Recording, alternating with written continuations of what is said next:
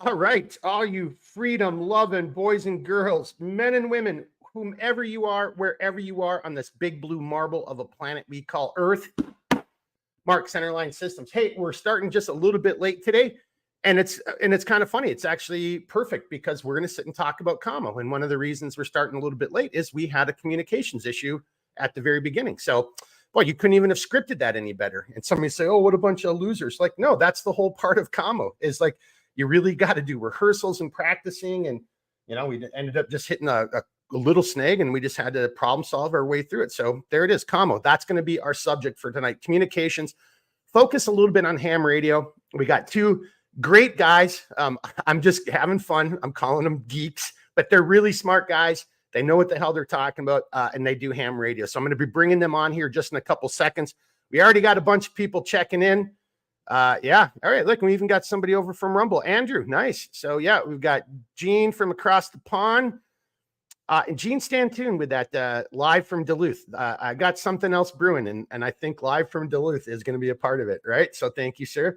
Tennessee saying hi, you boys. Hi, Tennessee. Snowshoe Dave checking in. He's got his cold beverage, and he's ready to go. Nice. That's what I'd like to hear. Gene from across the pond. Evening, ma'am. I guess he's saying that to Tennessee, unless he's calling me, ma'am. Gene, why would you do that? Come on, man. And then we've got Andrew from over on Rumble saying hi, hey yo, and then last but not least here, we did a little talk last men's group about long distance comms. Well, Andrew, strap in because that's what going to be a lot of our conversation that is about communication. So, like I said, our guests tonight, Paul and Will, they're down below me in the ready room. Wave at me, guys. You can still hear me. All right, so I still got comms with them. We're going to bring them on here in a quick second, but as always, just to let a few minutes pass so the kind of algorithm catches up. I do want to throw this out here. I'm going to have just a stupid little kind of contest here. So I actually, again, I find stuff when I'm going through all my bins, and I don't know if you're going to be able to see this, but these are something I did years ago, just kind of like ice cards in case of emergency. And there's all of your information on one side, and then the back is your emergency contact data. I have 10 of these, and I'm going to give these 10 away too. I'm going to give 2 away to 5 different people, and I'll just drop them in the mail and send them to you with a nice little thank you and all that. But I got to work through what the contest is going to be. It's going to be really fun and simple, but I think I'm going to let the conversation with Paul and William metastasize a little bit, let it fester, and then we'll do these. I got 10 of these little cards. I used to give these away with every order. And I tell you, I'm just like a knucklehead. I don't think anyone really cared or liked them because no one ever sent like, hey, that's a damn good idea. So, whatever. But I bet you guys watching this right now, the importance of this, especially when we're talking communication, because maybe you will not be able to verbally communicate your allergies, your emergency contact, having that little card and hand it to somebody. Nonverbal communications. Wow, look at that. It's almost like I planned it that way, but I didn't. All right, let me bring our guests on here. Paul, William, you guys ready down there? All right, you guys look beautiful. All right, let me bring you onto the stage. All right, welcome to our center line systems. Welcome to our live stream. Paul, you've been with us once before over on Mission Critical, but William, you've never been on here. So if you guys don't mind, I'm going to bring you full screen. Just share with everybody a little bit about your background, who you are, and then I guess also, just use that as a segue into communications. You guys ready? All right. You guys are full screen. I'm bringing you full screen. It's you. You guys got the show. Hello, everybody. My name is Paul. I have a electrical engineering background. So I've been interested in ham radio for many years. Finally got a license. Also interested in preparedness. I dabble in that a bit. That's me for a short description. I've had my license about 3 years or so. All right. I'm Will. I am currently a gunsmith out here in Minnesota. But what got me into comms was before this, I did armed security. And, we had to do stuff with radios and things like that before. And I kind of wanted to go down that branch more. Some people were talking that they had, license for this and that and could use it for other things. So because of my armed security background, we used hand radios there. It kind of led me down the road and stuff. And I got in, and I've only had mine for maybe 2 years now. So Paul's had his just a little bit longer than me. So that's me in a quick nutshell. All right. So these guys have been hammies. Maybe, matter of fact, why don't we just start right there before we get into the importance of comms? Why is comms necessary? But why don't we just have a little fun at the very beginning? Ham radio. What's the abbreviation? You know, like, is it like, you know, you're just ham fisted? I mean, you know, there's a little bit of that, or is it where did ham radio come from? What does it really, I mean, in your guys' learned perspective, what does it really stand for?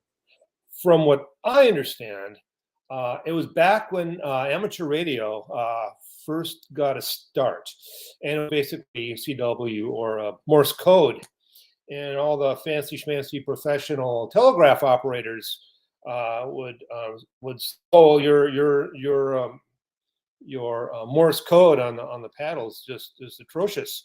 You're all so ham-fisted, you don't know what you're doing. So, and we basically owned the name and became hams. Is that your understanding as well? That's the best way I've heard it. I've heard a couple of different things. That seems to be the main process of where hams came from. Because you're just some ham-fisted Morse code operators, huh? Yes. Well, and amateur radio, amateur ham, you know, I think there's a little bit of that in there too. So, hey, you know, and if anybody watching this live or on demand, you know, comes up with an even better explanation of what ham stands for, if it's funny enough, I'll probably throw a KDC your way. So, you know, kind of having a little fun here tonight on a very serious subject. So before we kind of jump into that, let me just take us back a step. So here are these two guys. They're smart dudes. They've been doing this for a while, you know, on the civilian side.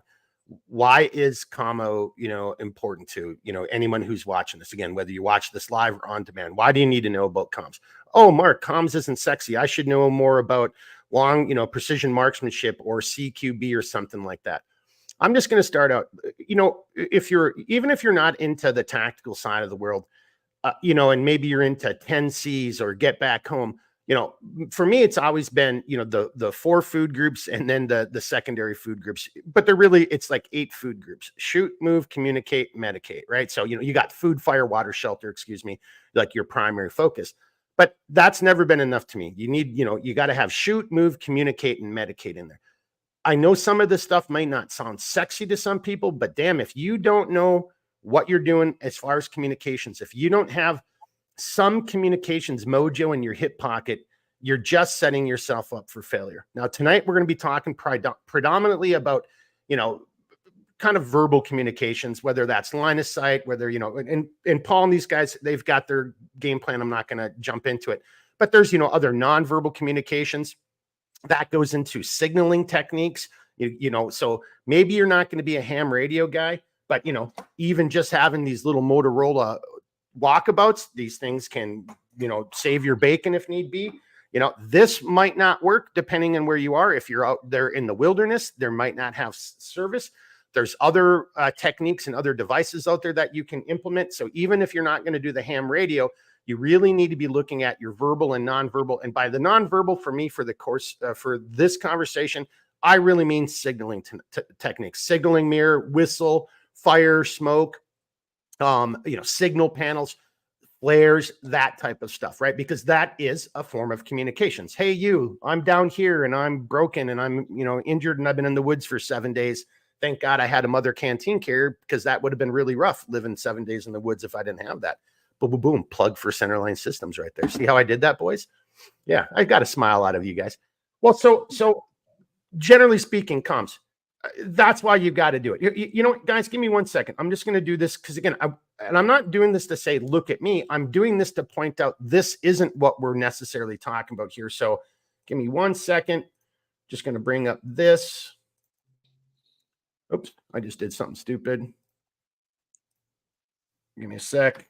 I thought I just brought it up and it didn't bring it. There we go. Now I got it. So this is just a picture of me in some shithole somewhere in the world, and you can see all the Commo equipment that I have in front of me. Now, what was awesome is when I first met William and some of the gear came out, I'm like, oh, this and this. And these guys knew exactly what I was talking about, and they had civilian versions of some of that stuff. So, you know, Commo, you know, for what I used to do, it was super important, but it had to be secure Commo, right? You know, that was close air support, that was indirect fire, that was QRF, that was medevac, that was being able to send back, you know, encrypted messages having to do with where the target was located or if the target had shifted, that kind of stuff.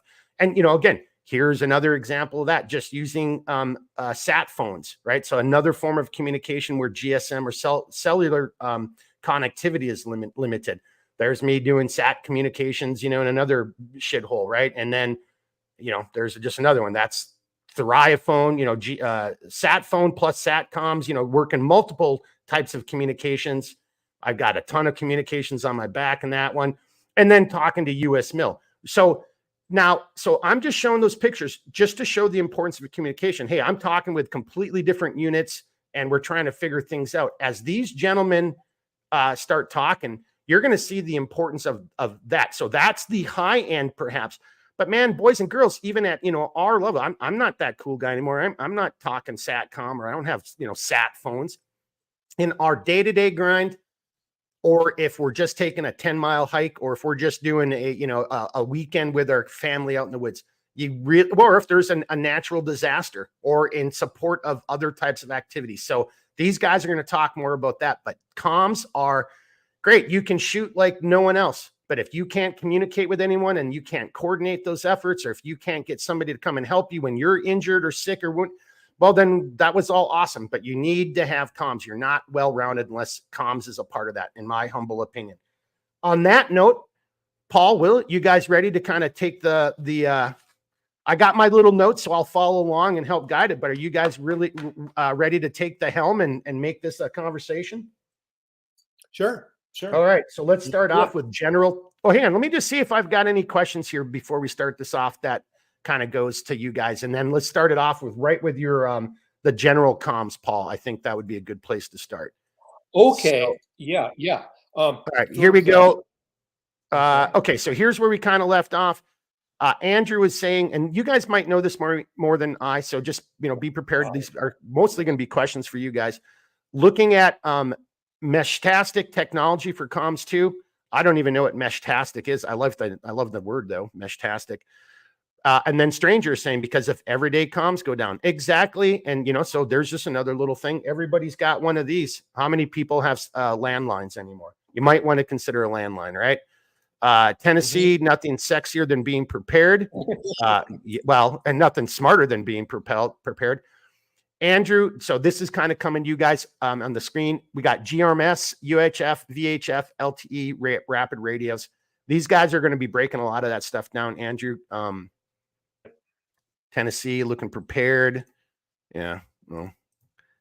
And then Andrew's talking about encrypted comms work best with a one-time passcode phrase. Well, again, yeah, Andrew, I don't think we're going to go down that rabbit hole because there's a lot about encrypted comms, especially if you're working for the USG, because then you're on a completely different level. Tennessee with some bullseyes. Gene from across the pond. So, fellas, this guy's from England. Calling in backup, help, or even talk to your mom via comms is vital. Another form of comms is another tool in the toolbox. Yeah, and these guys are going to break that down and give you some more options. Murph Nuge. Hey, Murph, nice to see you on the live. God bless the comms bubbas, right up there with Corman. Amen, brother. Yeah, you got to have that. And these are our comms experts right here. So, all right, Paul and William, I think that we're all caught up on comments. So why don't we just jump into it?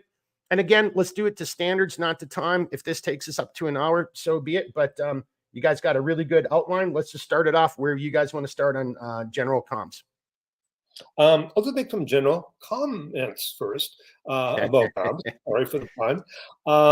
Yeah, even basic stuff like right now, cellular service isn't the best in this area, and so just the ability to, power up turn on your mobile radio and say hello to the wife, say I'm coming home or whatever. There's practicality to that.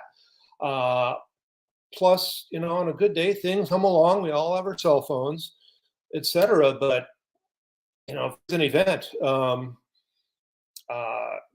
first thing that happens is even if the cell towers are up, they get saturated. And yeah, Mark, I know you experienced that firsthand. I have not, but there was an explosion here in Duluth, in fact, and that very thing happened. And refinery. The oil refinery, yeah.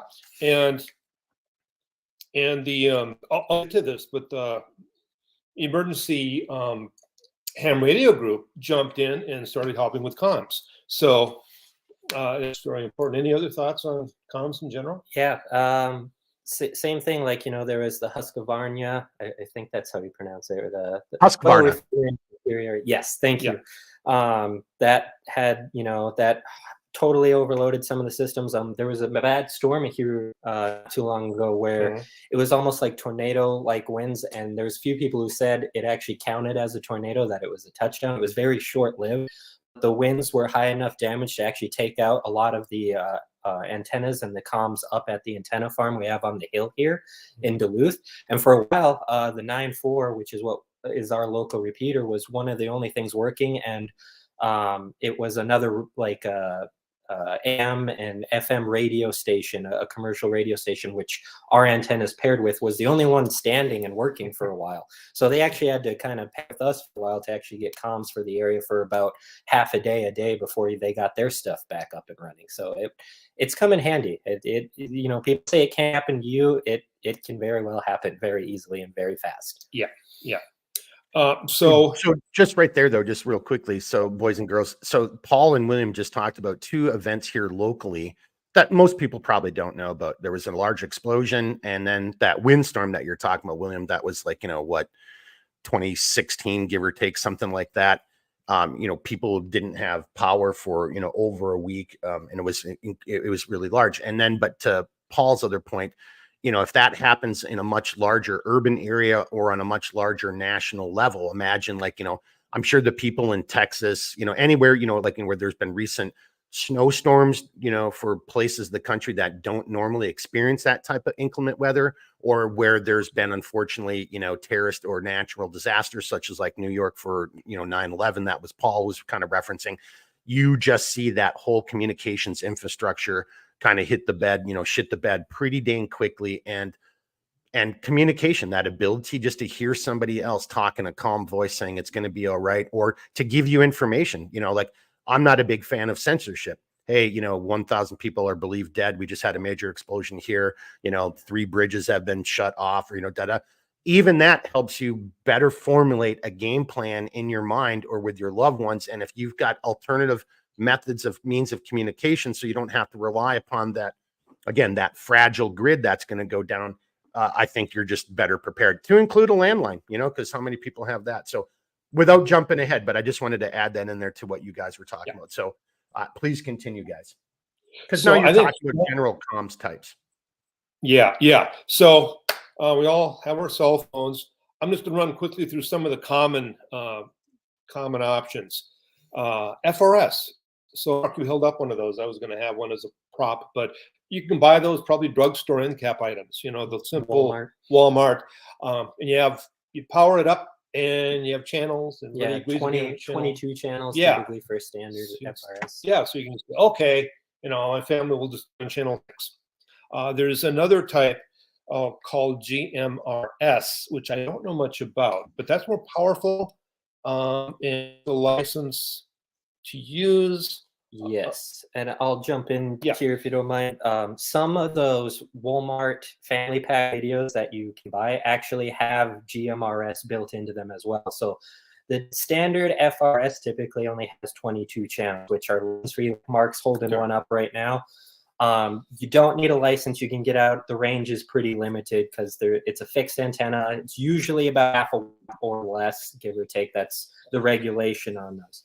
GMRS, sometimes they'll make, like Midland will make it where they'll actually have those on the back end so they can go up higher than 22 channels. And you're technically not supposed to go transmit on those without someone in your family to have a GMRS license. Usually only one person in your family has to cover it, and it'll cover your whole family and your group. And you don't take any special tests. It just costs a fee to the FCC. They give you a special number, and then you just have to know that number and have that with you and identify with that as you use radio. Everyone in your family can use that.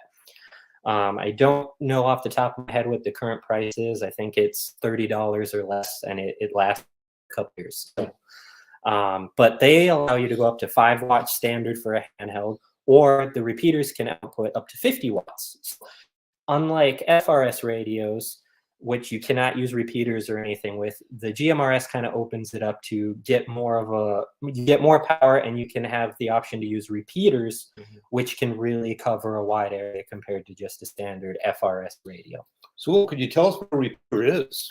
So a repeater, for those who don't know, think of it as like a radio you have typically usually up the antennas up higher, but a repeater basically, as it sounds, repeats any traffic that you send to it. So you talk into it on one frequency or channel, and then it will output it to another different frequency or the same frequency after a little bit of a delay. So it'll broadcast it out usually at more power, so you can get better coverage area and a farther difference. Yeah. So the end result is you can have a weak small radio. As long as you're near a repeater, you can be talking to a large or geographic yet still local area. So that's a very nice thing. But that's great. On the other hand, you're still relying on an external device not in your control, which may go out. So there's that. But just before you go any further, though, relatively cheap, no licensing requirement, better. Here, I'm going to bring this back to these guys work, if you remember the 40 and stuff, this works on small acreage, really basic, line of sight communication without too many, terrain features or obstacles or other type of interference devices, such as, metal buildings, X, Y, and Z. So this is limited, but these things can work, right? For short distances. Paul and Will just talked about another version of this that is cheaper and easier to procure than a ham radio license, has way better capabilities, but there are still going to be some concerns or some considerations simply because, well, if you don't have that repeater, if that repeater's down, well, then that GRMS is really no more than FRS. I mean, really at that point in time, right? Is that a fair way of saying it, guys? Yeah, a little more range, a little more powerful, but in the end, it's just a more powerful version of FRS. Yep. Okay. Pretty much. All right. Now, CBs and amateur radios. Yeah, CB. I know what CBs are. Pretty coming out there. Ham friend of ours said that if things go south, the first thing he's going to turn into is a CB radio. It's because Channel 19, because truckers know what's going on. And CBs are kind of cool too. Again, no license needed for a CB, but it's kind of interesting because the CB kind of plays on what we call in the amateur radio world, kind of like HF in a way. It uses the AM, I guess we can go back to FRS and GMRS. They're typically FM based for the modulating. We're getting a little scientific here, but basically the FRS and GMRS, they use FM style radio, whereas the CB uses AM. Now, HF for us, that's where you can actually start to get some really long distance communication. So some people might have heard CB radio, the term skip. So what's happening is on days where there's skip, the ionosphere is primed to where your signal can actually bounce off of it, and you can get much greater distance than you normally would with the standard CB. Like normal truckers usually get 15 to 20 miles if let's say the conditions were horrible. But then all of a sudden you can be driving and you're hearing people from Texas or South America or California, or all the way up here in Minnesota. And that's because the conditions have set into place where your signal is actually bouncing on the atmosphere and landing somewhere else on the planet, and vice versa. Theirs is bouncing up and coming back to you, and that's how you're able to hear each other and get much greater distance than you normally do. And there's no licensing requirement, and it's kind of turned into what some people call trash radio, because it's lawlessness. There's no certain etiquette or anything on it. Everyone just tries to talk over each other, and it's just a mess. Everyone can have it. There's no regulation. Right. And then regarding the long distance, where you start hearing far, far away, distant targets, we're in a special time right now in the solar cycle. Every 11 years, the sun goes through a cycle. And I believe it's in pretty much its activity period right now. That makes the atmosphere, lack of a better word, bouncy. So it really will let those higher frequencies bounce. Normally, CB doesn't do that, but right now it is. And that's why in the late 70s was the CB craze. That's partly why, because it was getting such wonderful propagation. So Yeah, due to atmospheric conditions. yeah. Yep. So now all the ones we've mentioned so far, you're all locked in. Radio has the operating mode, which is AM or FM or single sideband.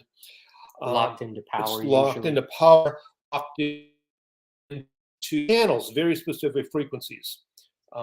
Amateur radio gives you a lot more freedom. And that's why, number one, you have a license. And number two, why you have to study and pass the test. Yeah, hang on. Before we go any further, though, I just want to point out, and this is no harm, no foul. It just is what it is, right? But this is why we're talking about Commo. So I live out in the country. Paul lives out in the country. You know, I don't know what Paul's Wi-Fi situation is. He is one of those Apple Crapple product users. I'm going to try to blame it on Crapple. But you see even the issues here. I don't know what this is looking like for you, the end user. You know, how I'm streaming. Maybe I'm breaking up a little bit like Paul is. So I think before we get into the ham and the meat and the potatoes here, ham, meat and potatoes, I did not do that intentionally, by the way, but this is just a perfect example. I could not have wished for, if this would have been perfectly streaming, it would be better entertainment for you. And I think everyone could hear what Paul and William have to say a little bit better. But I think to me, it's really emphasizing the point that communication, there's multiple forms of communication, and redundancy in communication is of utmost importance. So if you think you're just going to do everything using this mechanism that we're using right now, well, I mean, maybe Paul's Wi-Fi is great, but at this time of the day, because of whatever the case is, it isn't very great, you know, and maybe mine's coming across like shit right now. And there's been plenty of times where that happens on my end too. Kind of, so in a weird kind of thing, I know my Wi-Fi here at the shop is okay in the latter part of the day, but earlier in the day, when, you know, other businesses and people around me are tapping into that because it's kind of generated here locally at the site, it can be problematic. So you got to have backups. You have to have redundancy, right? So would you guys kind of agree with what I'm saying right there before we move into the ham? Okay, Absolutely. you guys want to go ahead. Just add a little bit of flavor to that from your guys' real world perspective. Yeah, we need redundancy. Yeah, 100%. I mean, even just in radios, like all of pretty much every ham I know from our club and me and Paul alike, we have backup radios for our normal radios just because things can happen to them too. You never know, something will break. You know, they're supposed to be waterproof, or you know, things just go wrong. Electronics fail. Everyone's the weakest point is always usually electronics. It's the first thing to usually always go out. Yeah, so you just need to have redundancy for it. Yeah, and batteries. Yeah, and I was going to talk about areas. I'll get to that later, but that's the amateur radio emergency services, and that's when shit hits the fan, and we're called to go out and help with things. And I mean, they talk about go bags, they talk about bug out bags, having preps for all that. So, and yeah, redundancy is important all around. Well, why don't you just use that as a nice segue just to go into the activities? What can you do with, like, you know, again, with better commo, you know, FRS, you know, GMSRS, probably not. I mean, but you can even if you just got a bunch of walker outs and, you know, push to talks, PTTs, you'll hear us say maybe PTT, that's push to talk. But whatever your device is, that can really help. And there's a lot of different things you can do with the different degrees of commo that we've talked about. So Paul and William, you know, we're at 28 minutes. I don't want to necessarily mean to breeze over the next section of the outline, but I think everybody gets it for the most part. You know, I think what we really could be focusing on is those last three things. But you guys want to kind of breeze us through there, because you already started talking about it, Paul, like with Aries and stuff like that. Yeah, I'll just go through this next section. Okay.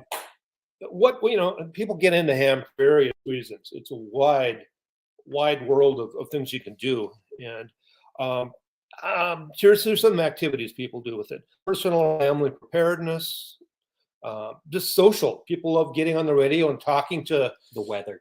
talk about the weather, what they had for lunch, or, you know, and just talk. You can literally talk worldwide, because ham radio lets you get to those lower frequencies where you can really get long distance.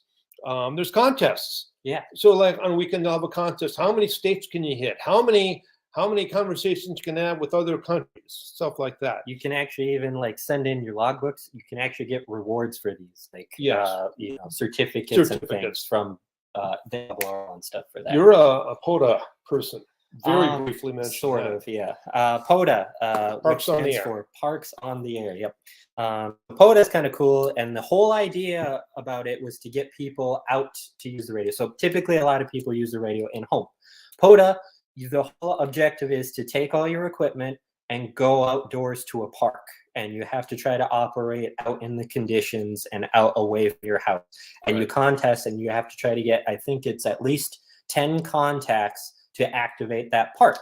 And there's only certain state parks and stuff that are designated, and there's a website to look all that up. Then you get certificates. And you can get certificates for getting multiple parks. Yep. Then there's public service. For instance, hey, before you go past that, because POTA, so, you know, I was just talking to somebody the other day about foot marching, and they'd never heard of Volksmarching before, right? A big thing over in Germany where you have your book, and every place you go, you know, there's a log and there's a stamp. And as you were you were saying, you know, Will, you know, but there's prizes. And if you set this up, now I'm just going to throw this, we've talked about this. So boys and girls, I'm not throwing these gentlemen under the bus. The three of us already talked about it.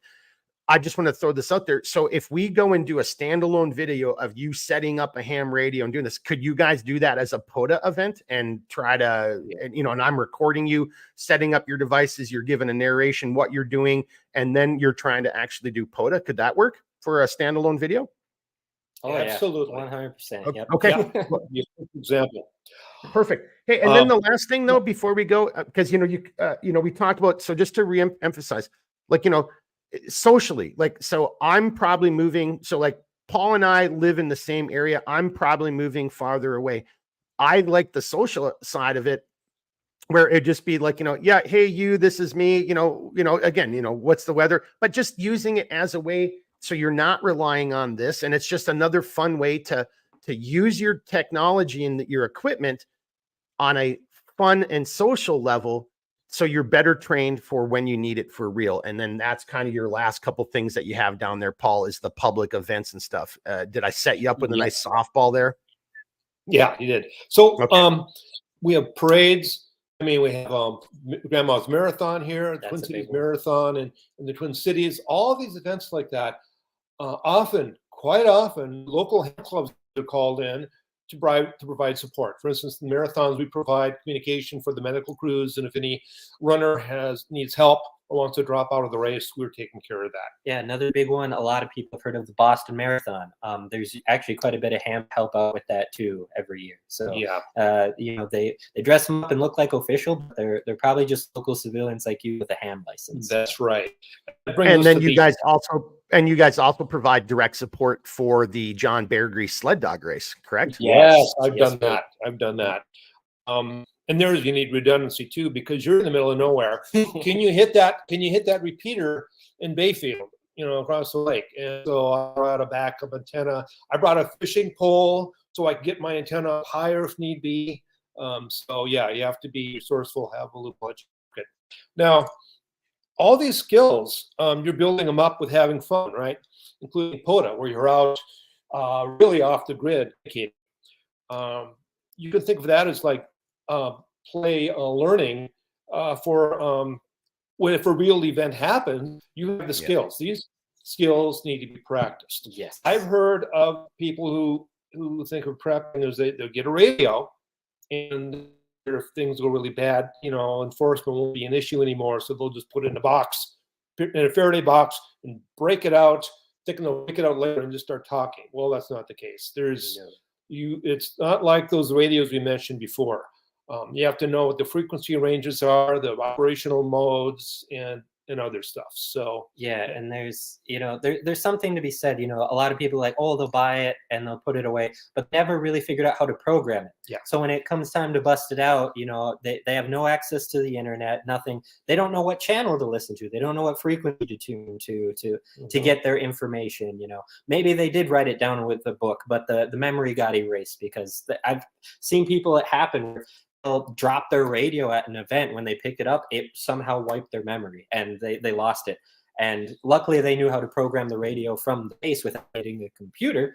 But most people who buy it don't know that, or how to set up proper voltages with emergency power to run only on battery, because you know, you don't have electricity at your house.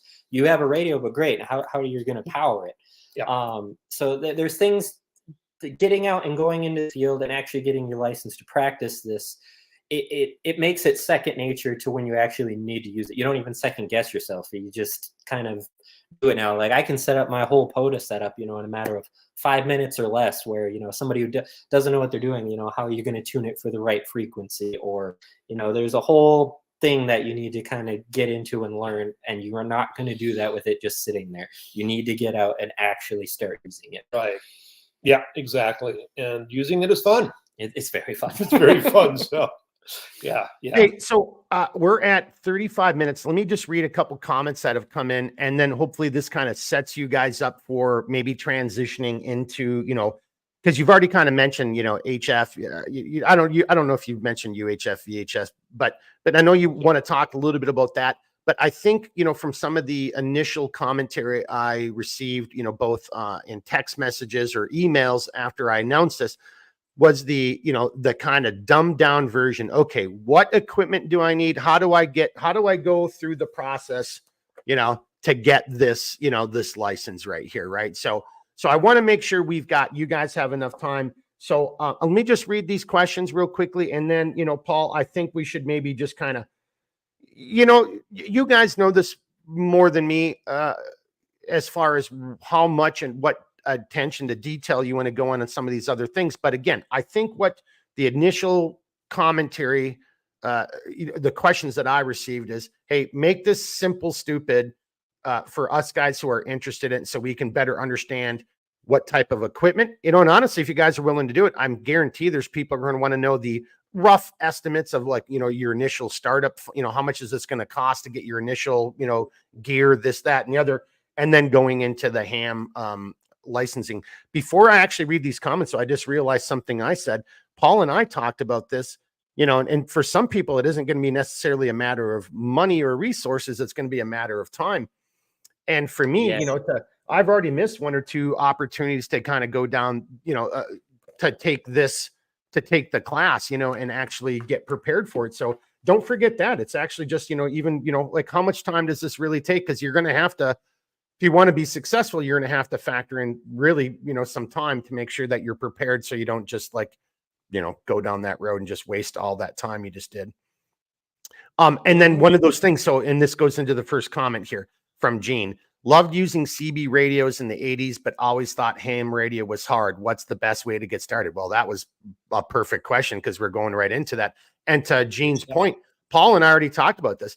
At a minimum, until I can create the time where I can go down this road and do my own ham setup, I should be looking at CB at a minimum. So I can still talk to Paul, William, and other, you know, individuals. That's better than FRS. That's better than a cell phone if this breaks down or if that grid goes down. So, I mean, Gene, kind of to your point, but you already heard these guys say, you know, CBs are like the Wild West right now, and there's no regulation, and, you know, it's just kind of chaos. But hey, it's better than nothing, right? As a starting point. Andrew's saying comms dropped. He'll have to repeat last. Well, by the way, so there it is. And you guys are kind of laughing, but in the military, you never say repeat. You say again, right? Because repeat means, you know, give me another round of arty, right? So just a little, you know, again, kind of knowing some vernacular. Mike in the Woods is saying hello from over in Sweden. Gene, ham radio means you all tell lies about your age and look. Okay, all right, gotcha. Mike's asking a question about the charity. We're gonna save that question for later. Ground Fog's giving you guys an applause. All right, so Paul, William, take us down from there. So wherever you want to start. I don't know if you want to talk about modes, bands. Yeah, we're at 40 minutes. I'm thinking I should just whip through it quickly and then get to the meat here, which is how do you get started? Yeah. I think that's really, that's the most important stuff. Yep. Go ahead, guys.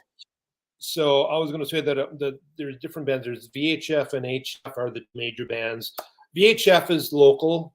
Yep. HF is the more long distance. Yep. And although CB can get long distance, it's just dumb luck on that. So, and that's one thing that ham radio is really special about us doing the long Yeah, and touching in on that, so people are often asking to know what kind of equipment. So a VHF, UHF style radio, think of that as typically that's going to be your local comms. Like that's going to cover your Duluth area. Paul's holding up handheld VHF, UHF radio right now. You can use that to talk to a repeater. You know, our repeater can cover all the way to Hinckley. So what's that, about 8 mile roughly? Yeah. That we can go to. Yeah, and here's a mobile unit. You can put in your car. Or even have in your shack if you want to just talk to the locals here. So VHF, UHF, that's local stuff.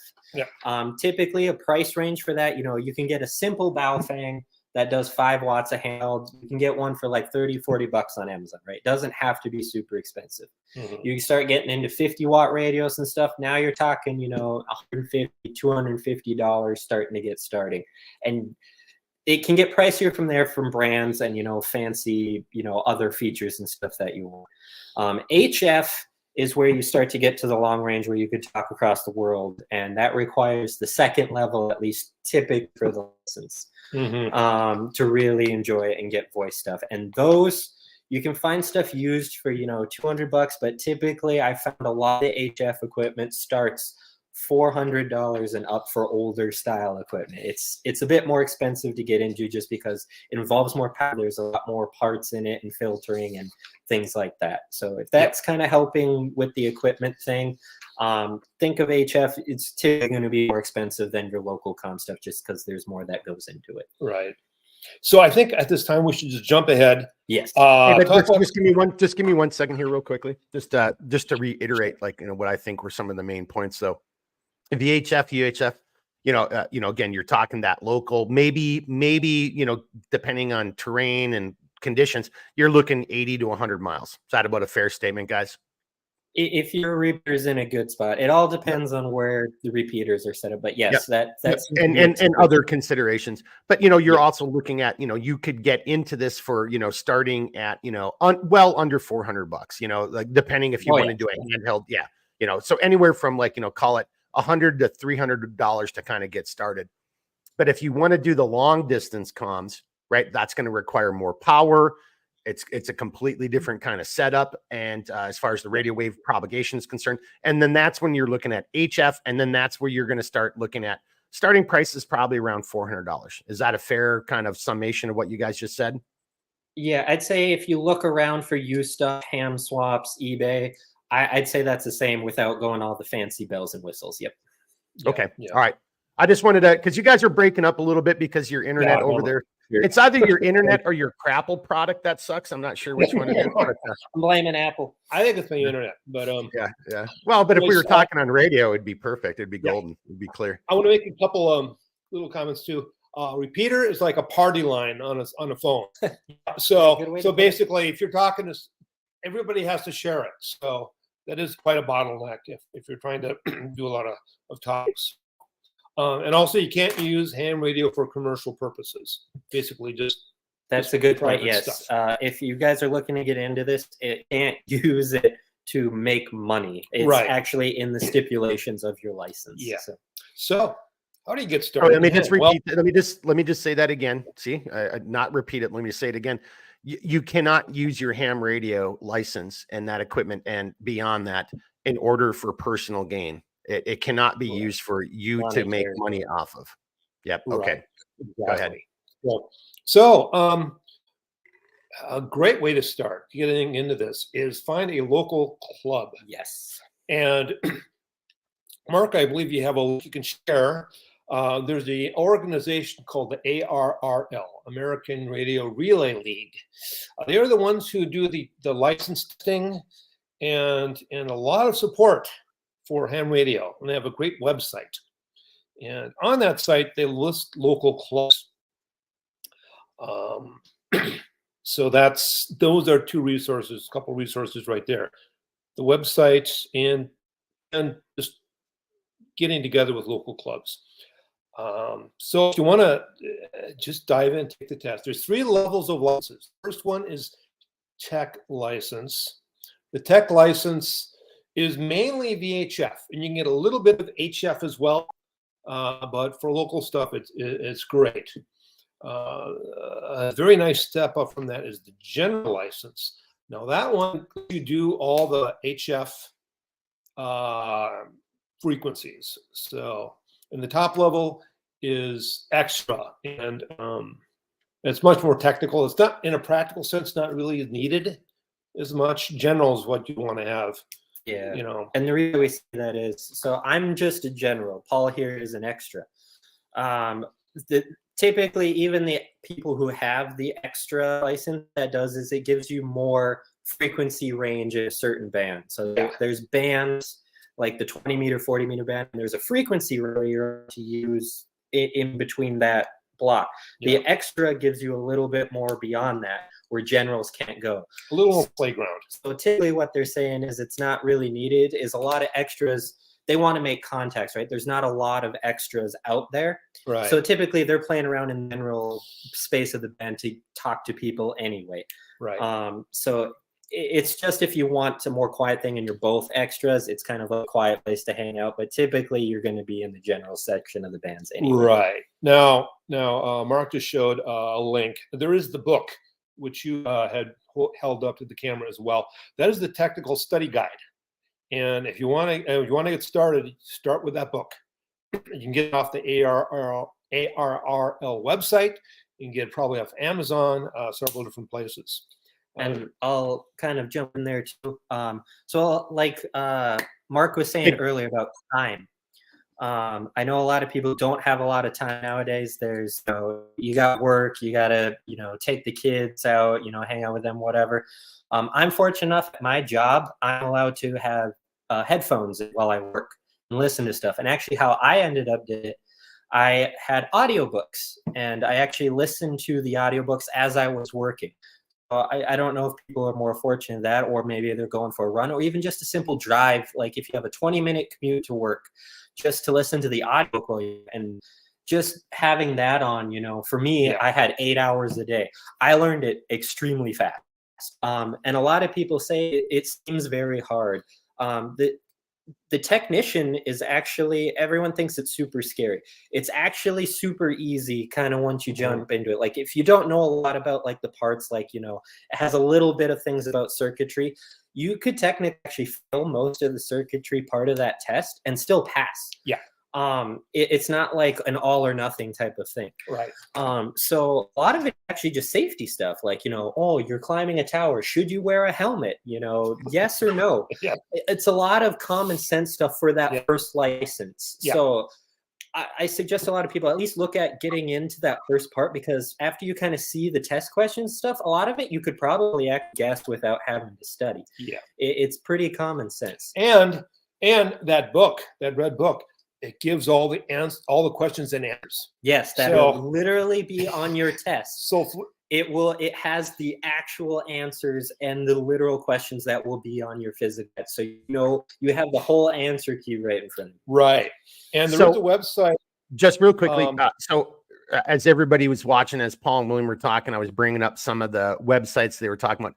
After this video goes up, I'll go back in and I will pin a comment with all of those links, and people can just click on it and go to the websites themselves and look at those resources. Excellent. There's also a website called hamstudy.org, and that lets you just do practice tests, and that's highly recommended. Also, if you get hold of a local club or even non-local club, they have online courses. Both my clubs, my Maple Grove Club and the Club, teach online. You can always find somewhere in the U.S. That will be doing a test. And if you're overseas, another country, there's some other organization that does the equivalent stuff. You just probably Google that. That's the thing to put on. So if you're not in the U.S., this isn't only a U.S. hobby. Pretty much just about, I think, all but a couple very rare countries in the world. Yeah, any state, any country that would have internet access to watch this will be able to do it. Yeah, is allowed to do amateur radio. They have their own set of frequencies, so you'll have to go check over there. We don't know the overseas stuff, but they do offer a way for you to be an amateur radio. Yeah, so there's online classes out there if you can find them, local clubs. There's YouTube course. Yes. Mark will put up a link to that, that you can learn that way.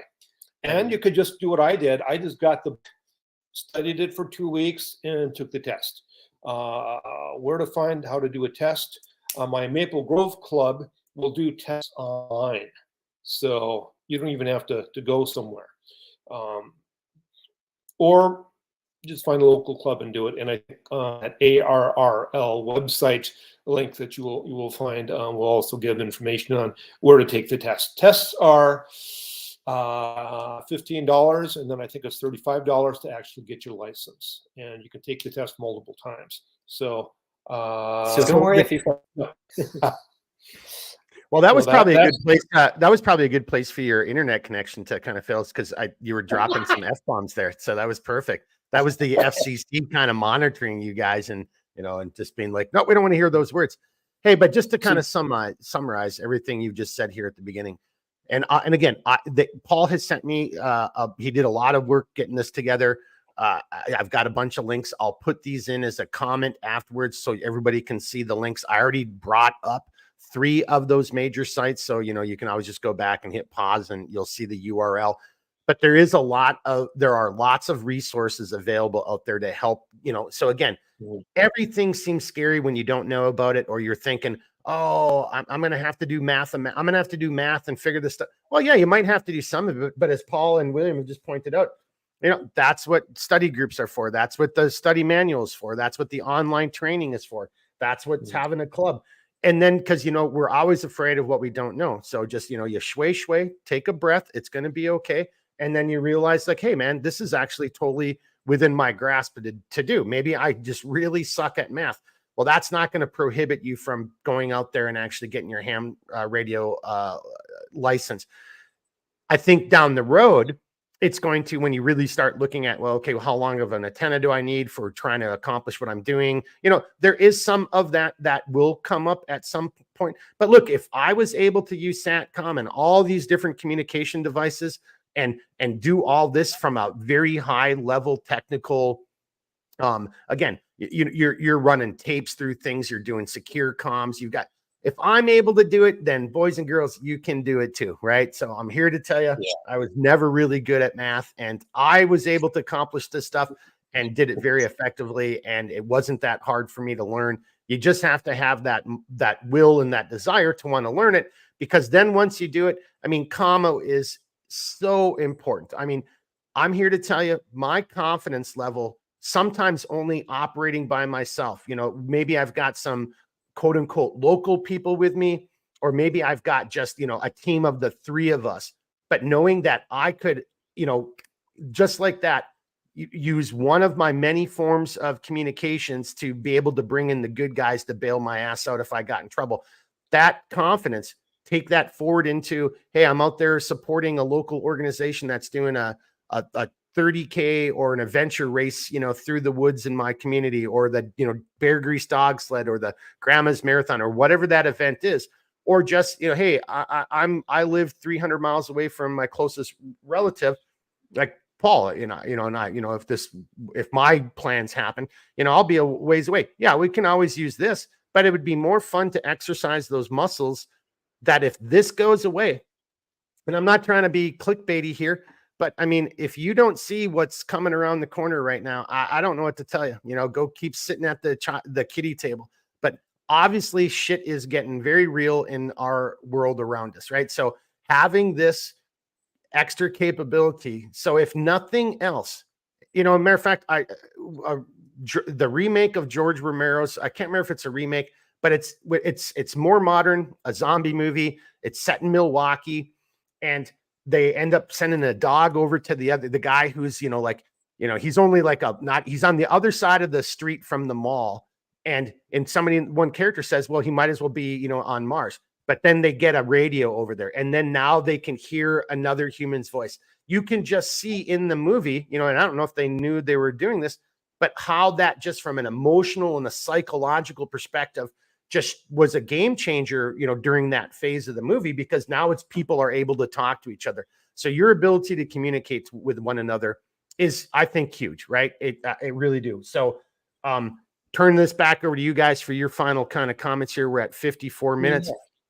But you Yeah. kind of see what I'm trying to do. It's like, don't be scared of this, right? Get out there and get it done. Yeah. Or get a CB radio. I mean, but if something, heck, maybe the place to start is just some push to talks, you know, a little FRS, GMRS. Get something like that. You got to have something so you can at least talk to the people in your groups or your neighbors or your relatives. Or, you know, here, I'm just going to throw it out there. Somebody right now is going to say this is getting political. It's not. Look at the censorship that's taking place all over all over, you know, quote unquote, Western worlds right now. The level of censorship that's being kind of it's being foisted upon us, whether we like it or not. Well, if I've got the ability to, like, you know, go in my little, like, my command shack, and then I'm talking to somebody from Italy, and I'm maybe getting the real deal about what's going on over there, whether it's a natural disaster or social unrest, that could be huge for you and your group or your mindset and your ability to punch it out and slug it out for another day. Fellas? Yeah. I guess Mark was kind of going to stress, don't be afraid of ham radio. The club one's huge. And as Paul just pointed out, there's actually an event once every year, technically twice, but there's a summer one that everyone knows called Field Day that local clubs put on. Yeah. And it's an open event. You don't have to be a ham to go to the event. It's literally meant to kind of get the public involved. Yeah. So if you really want to ask questions, get to know your local ham club, or actually under their license, they might actually let you try some of the radios while they're there to help you and walk you through it. Yes. And it doesn't cost anything. It's all free. Maybe the gas and your time to get there, right? Yeah. It's this weekend. Yeah. 22nd, 23rd. There's GOTA, get on the air, is one of the things they often do, where you can just come in, no license, and with a licensed operator next to you, you can get on the radio and start making contacts, and that's really fun for people. Yep. It's a combination open house, emergency practice, because they're out off the grid in some park or location, and it's part social picnic time. So if you have a chance, I urge you to check that out. Mark has a link for that also that he'll put up. Yep. And another big thing is some people look at ham radio like it's only voice, right? I've actually talked to a few people who didn't want to get into ham radio because they're like, well, I don't want to go talk to some random people, even like people that they know. They just don't want, they're not social with their voice, right? I'll tell you right now, half of my ham radio usage, I don't use my voice at all. With ham radio, you can actually use it to send email or packet messages, which I've been teaching Paul here how to do recently. So just because you get your ham radio license doesn't mean, you know, you don't have to think about it as all straight voice. You can send emails, messages. You use it to actually control a computer remotely via Telnet. So if you had some weird, you know, sensors or something that you were monitoring further away, you can actually use it to that computer if there was no internet in the area. Right. You kind of have to open up your mind a little bit. There's a lot more stuff there than meets the eye. Yeah, and I don't know if you mentioned WinLink specifically, but you can be on an island in the middle of the Pacific and be sending and receiving emails with WinLink over HF. Yeah. Radio. All right, hey, fellas, just slow down, because on my side, you guys broke up when you were trying to say the most critical piece of information. Say the name of that. Say the name of that again, please. WinLink. WinLink. And it's digital data over HF frequencies on the radio. So you can be in the middle of the Pacific Ocean or anywhere on the planet and be sending and receiving emails and having that sort of communication. Yeah. And for people, I guess the thing to iterate, so obviously you would connect to Node. That Node has to have internet for you to send out to somebody else's email. So you being a ham, you can send out using your radio to somebody else's email, but internet is required for that at the place that you're at, the node you're trying to reach. Right. But it's on HF, so you can get really long distance, hundreds, even thousands of miles if you're in an area that doesn't have it. But let's say the grid does go down, there is no internet. it actually offers a way you couldn't send out to like Google, right? But if there's other hams out there with their thing on, you can send radio to radio with no node or internet in between. It can be completely off the grid, and you can send directly to each other files or email messages without internet at all. It's a pretty awesome tool. Yeah. and so just as we're wrapping this up, I'm just going to leave everybody with these. If people saw me smiling when William was talking about this. So one of the first times I met William and all the gear comes out, I kind of started geeking out. I'm like, oh, that's because they know a bunch of the stuff that I did back in some of those pictures, and like what they're talking about, I'm sure that wasn't even classified. I mean, maybe how exactly did it, but to their point, like, I'm out in a place where there's no internet and I'm sending files, so like, it's so awesome to see some of this, again, and that, this was a long time ago. I left the agency in 11, beginning of 12. So the stuff from back then, we're call it almost 14 years, 12 years later. And these guys this technology is being embraced by the ham community.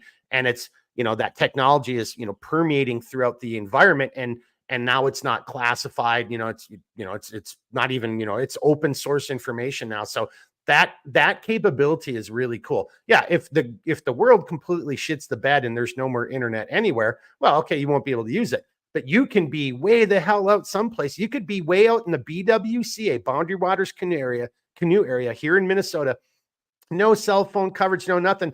You could just pop up and then send a message to your husband or your wife or your friends of you catching that giant lake trout or walleye, and just send them a picture and send it via an email. It's pretty cool. That's some really cool capabilities and technology right there.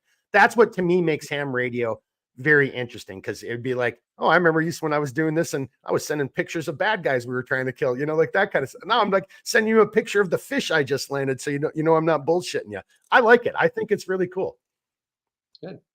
So that's all I've got for this round, for this podcast. Yeah, so, I guess we're kind of a little pressed for time, but it's so vast, and we could spend hours and hours talking about ham radio. So yeah, I don't know. Maybe in the future, if you'd like, Mark, maybe come up with a specific topic and we could expand more on that specific thing or feature. But there's a lot. Sure.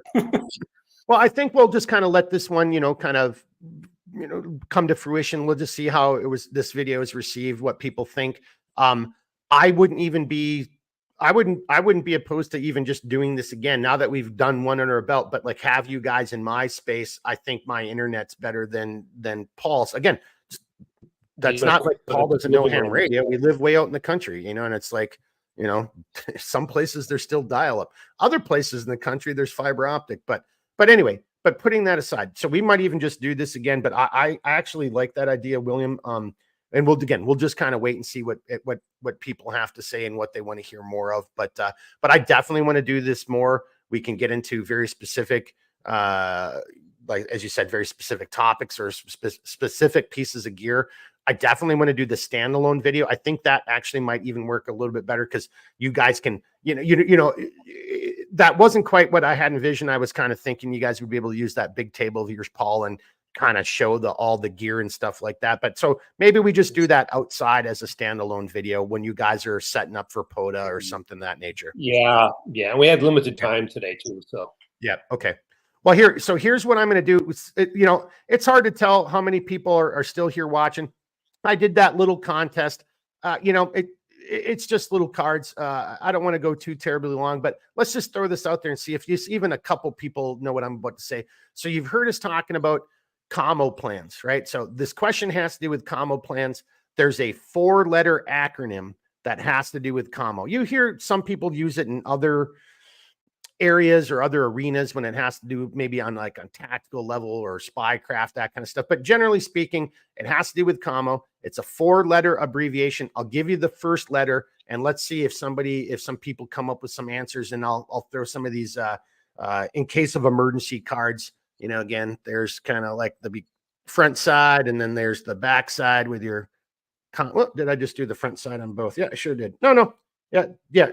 Front side, your individual information. Back side, your contact information.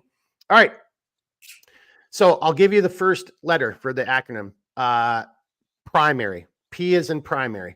There's 3 more categories, 3 more letters. Let's see if somebody can come up with them, and I'll hook some people up with these in case of emergency cards. So if we can have a little, can I say it? Let's have a little Jeopardy music. I don't want to get, gigged for like a violation here, but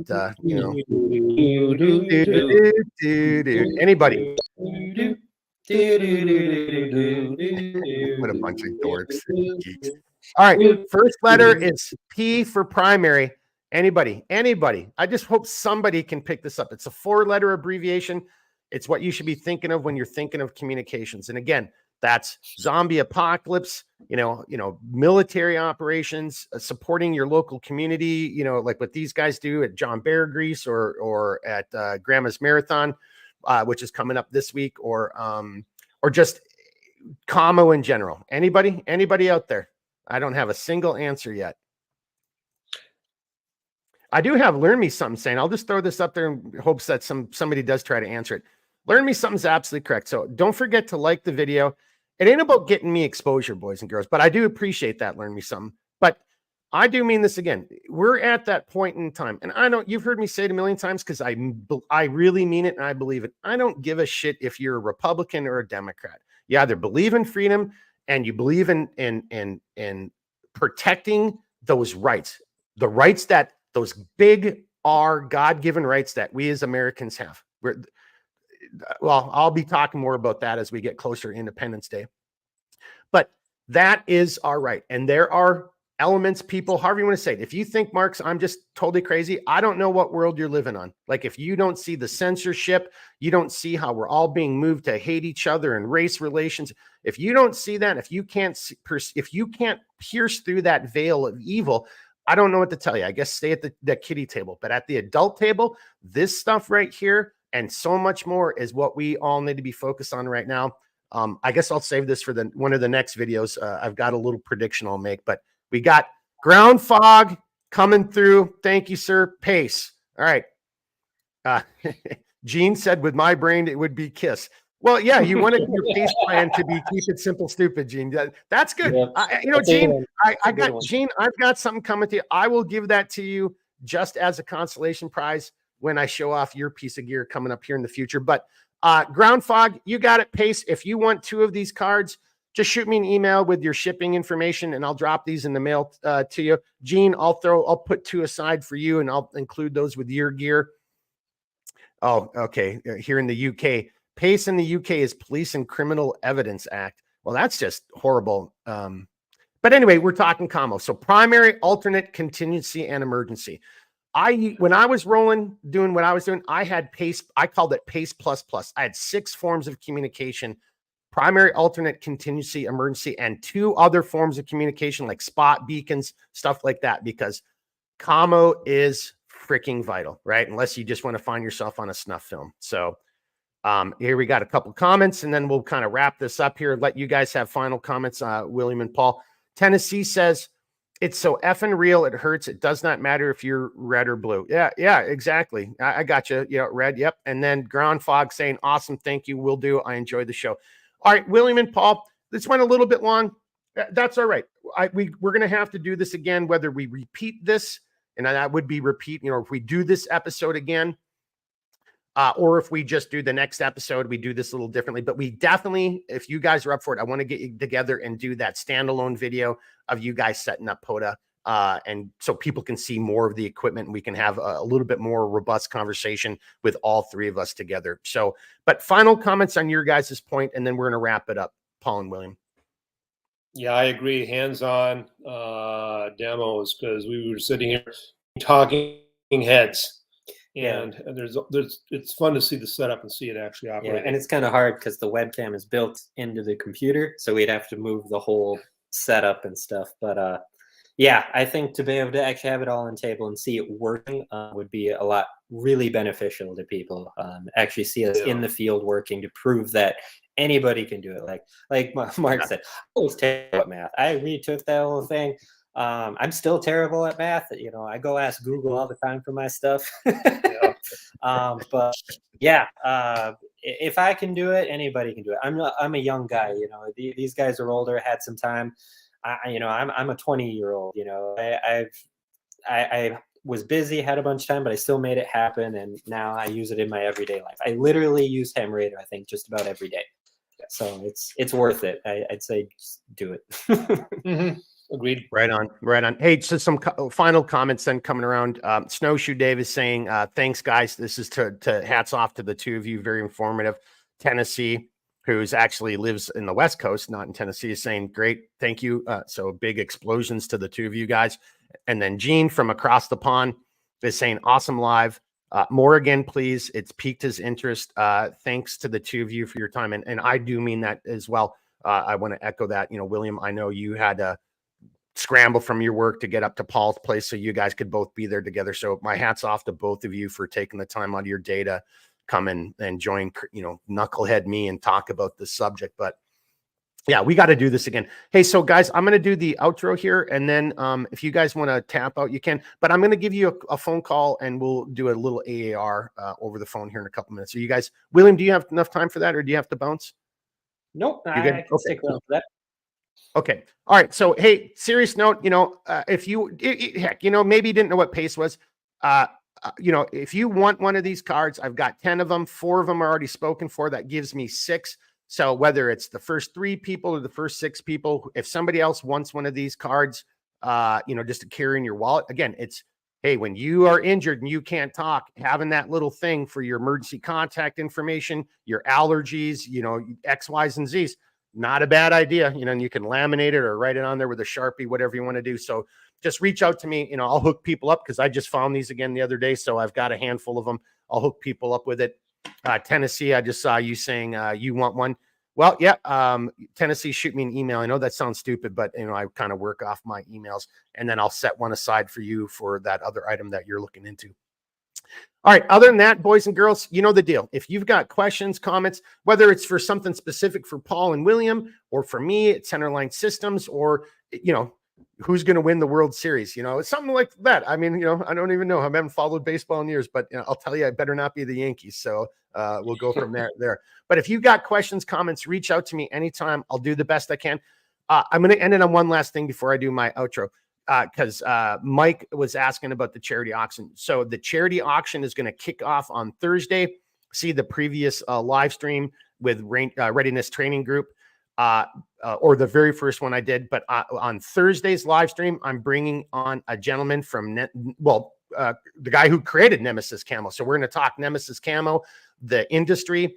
He's former special forces. I'm sure we'll talk about some of this kind of crap here as well. So that's going to be Thursday, but that's also the day I will have that all up on the website and you can start buying the tickets. I'll announce that, through our social media over the next couple of days, showing you some pictures. Evan Sambita finished the knife and he sent me some pictures. It looks really badass. So I'll be doing a little bit more on that on our social media platforms, but just keep an eye on it. It'll happen. It's going to start on Thursday, the 20th. And we're going to probably, even if we sell the tickets right away the weekend, which I hope we do, we better do it, people. I mean, who in the hell doesn't want to support a cause like that? But we'll draw it out until Thursday, the 27th. And then, because I think what I really would like to do is get Tom and the guys from Readiness Training Group, Brian and Ryan on there as well, a bunch of people. And then they'll do a random number generator and we'll pick the number and we'll announce the winner on that date. So stay tuned. More information coming. Gene, woo, Nemesis. Yeah, buddy. That Thursday live stream, I'm going to be showing off something that you might be interested in, Gene. Wink, wink, nod, nod. All right. We're going a little bit long on the outro, but I want to give you guys one last chance. Any final things to say before I end it here? William? No, check if you got a ARR field day in your neighborhood and check it out if you can. Yeah, there you go. And thank you for saying that, because I have to remember to, once this posts and we're done, I'll come back into this a little bit later and I'll put all of those links in there as a pinned comment on the top. So, all right, everybody, you know the deal. You got questions, comments, reach out, do the best I can to help you out. Until then, seriously, boys and girls, keep thinking, keep moving, and never effing quit. All right, everybody, be good. We'll see you next time. Woo!